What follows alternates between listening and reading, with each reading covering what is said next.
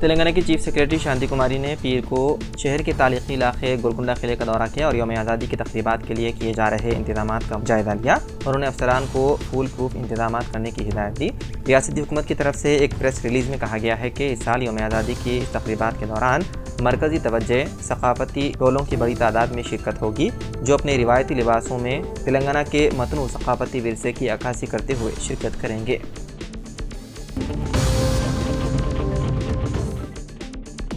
Supreme court نے Shambhu border کھولنے کا دیا حکم۔ سپریم کورٹ نے شمبھو بارڈر کو جزوی طور پر کھولنے کا حکم دیا ہے۔ عدالت نے ہائی وے کو ایمبولینس، بزرگ شہریوں، خواتین، طلبہ وغیرہ کے لیے کھولنے کا حکم دیا۔ عدالت نے کہا کہ ہائی وے کے دونوں جانب ایک ایک لین کھولی جائے۔ عدالت نے ہریانہ اور پنجاب کے پولیس افسران سے کہا کہ وہ اس سلسلے میں ایک ہفتے کے اندر میٹنگ کریں اور خاکہ تیار کریں۔ کیس کی اگلی سماعت 22 اگست کو ہوگی۔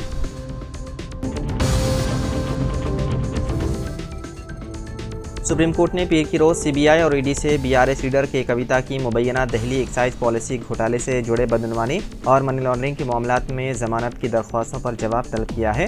جسٹس BR گاوائی اور کے وشواناتھن کی بینچ نے کویتا کی درخواست پر سماعت کرنے پر اتفاق کیا، جس میں دہلی ہائی کورٹ کے فیصلے کو چیلنج کیا گیا تھا، جس میں ان مقدمات میں ان کی ضمانت سے انکار کیا گیا تھا۔ بینچ نے معاملے کی اگلی سماعت 20 اگست کو مقرر کی ہے۔ حیدرآباد میں مونارک ٹریکٹرز ٹیسٹنگ سینٹر کے قیام کا اعلان۔ مونارک ٹریکٹرز نے حکومت تلنگانہ کے ساتھ سرمایہ کاری اور مینوفیکچرنگ کے منصوبوں پر تبادلہ خیال کیا۔ امریکی شہر پالو آلٹو، کیلیفورنیا میں قائم مونارک ٹریکٹرز، جو امریکہ میں قائم driver optional electric tractor company ہے، نے وزیر اعلیٰ تلنگانہ ریونت ریڈی سے ملاقات کی۔ وزیر اعلیٰ اور دیگر اعلیٰ سرکاری عہدیدار تلنگانہ میں سرمایہ کاروں کو راغب کرنے کے مقصد سے امریکہ کے دورے پر ہیں۔ اسی سلسلے کے تحت وزیر اعلیٰ نے مونارک ٹریکٹرز کے نمائندوں سے بات چیت کی اور یہاں اس بات کا تذکرہ ضروری ہے کہ مونارک ٹریکٹرز کا حیدرآباد میں سال 2023 سے ایک تحقیقی اور ترقی کا مرکز ہے۔ کمپنی کی جانب سے اس مرکز کو توسیع دینے کی خواہش ظاہر کی گئی، جس سے علاقے میں ملازمتوں کے مواقع میں اضافہ ہوگا۔ بات چیت کے دوران مونارک ٹیم نے حیدرآباد میں ایک خود مختار ٹریکٹر ٹیسٹنگ کی سہولت قائم کرنے کا اعلان کیا تاکہ وہ یہاں تحقیق و ترقیاتی کاموں کی تکمیل کی جا سکے۔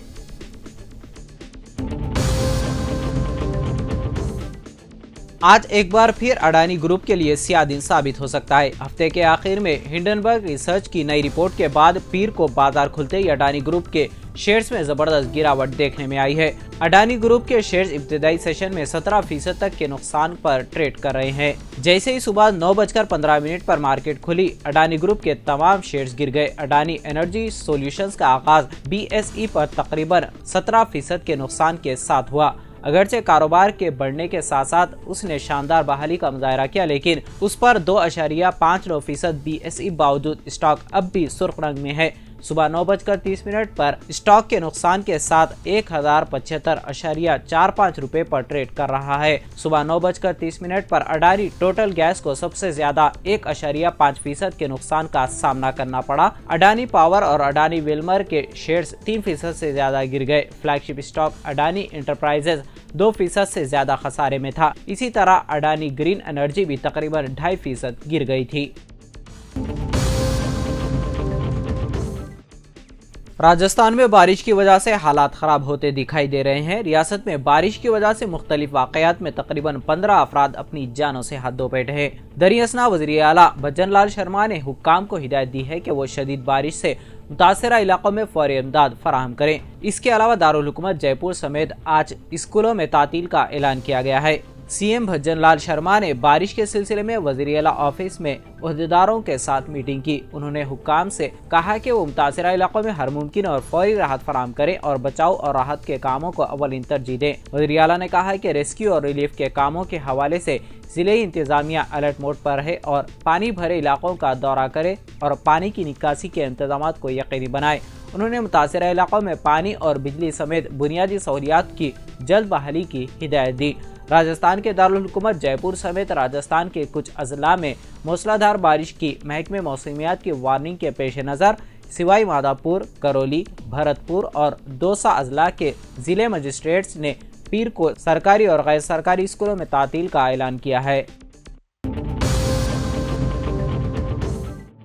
बिहार के जहानाबाद जिले में बाबा सिद्धेश्वर नाथ मंदिर में भगदड़ मचने से कम 7 अफराद हलाक और 16 दीगर जख्मी हो गए। जिला मजिस्ट्रेट अलंकृता पांडे ने बताया कि इतवार की रात तकरीबन 11:30 पर जहानाबाद पहाड़ी इलाके में वाक़ बाबा सिद्धेश्वर नाथ मंदिर में भगदड़ में 7 अफराद हलाक और 16 दीगर जख्मी हो गए।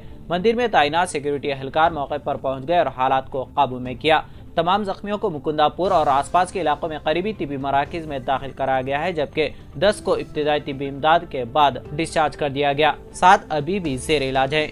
डिस्ट्रिक्ट मजिस्ट्रेट ने मजीद कहा कि यात्रियों के बहुत ज्यादा रश की वजह से जिले इंतजामिया और पुलिस दोनों के सीनियर एहलकार मंदिर में तैनात हैं। उन्होंने कहा कि ऐसा मालूम होता है कि कन्वारियों के दरमियान किसी मामले पर झगड़े के नतीजे में भगदड़ मच गई। कुछ मकामी लोगों ने बताया कि मंदिर के बाहर कन्वारियों और फूल बेचने वालों के एक ग्रुप के दरमियान गर्मा गर्म बहस ने वाक़े को जन्म दिया होगा। असल वजह अभी भी जेर तफ्तीश है। वजह मालूम करने के लिए इंक्वायरी का हुक्म दिया गया है। हिंदुस्तानी टीम के फास्ट बॉलर मोहम्मद सिराज अपनी बॉलिंग के लिए मशहूर है। मोहम्मद सिराज ने हाल ही में श्रीलंका के खिलाफ खेली गई सीरीज में 3 विकेटें हासिल की। ये सिलसिला खत्म होने के बाद सिराज अपनी फैमिली के साथ वक्त गुजार रहे हैं। इस दौरान सिराज ने अपना एक ख्वाब पूरा किया। मोहम्मद सिराज ने करोड़ों रुपए खर्च करके नई गाड़ी खरीदी है। फास्ट बॉलर ने सोशल मीडिया पर इसकी तस्वीर भी शेयर की है। मोहम्मद सिराज ने अपने इंस्टाग्राम अकाउंट पर एक पोस्ट शेयर की है, जिसमें उन्होंने बताया कि उन्होंने एक नई कार खरीदी। तस्वीर में सिराज के साथ उनका पूरा खानदान नजर आ रहा है। सिराज ने ड्रीम कार के साथ कैप्शन में लिखा कि आपके ख्वाबों की कोई हद नहीं है, क्योंकि वो आपको मजीद मेहनत करने और मजीद कोशिशें करने की तरकीब देते हैं। ये आपकी मुस्तकिल मिजाजी के साथ की गई कोशिशें हैं जो आपको आगे ले जाएंगी। खुदा की नेमतों के लिए शुक्रगुजार हूँ और मुझे अपने खानदान के लिए ड्रीम कार खरीदने के काबिल बनाया। शहर हैदराबाद में पीर की अवलिन सातों से कई इलाकों में धुआंधार बारिश हुई। बारिश का ये सिलसिला सुबह 3 बजे के बाद शुरू हुआ। धुआंधार बारिश से सड़कों पर पानी जमा हो गया, जिसकी वजह से गाड़ी चलाने वालों को शदीद मुश्किलात का सामना करना पड़ा। कई मकामात पर बरक़ी की सरबराही में खलल पड़ा।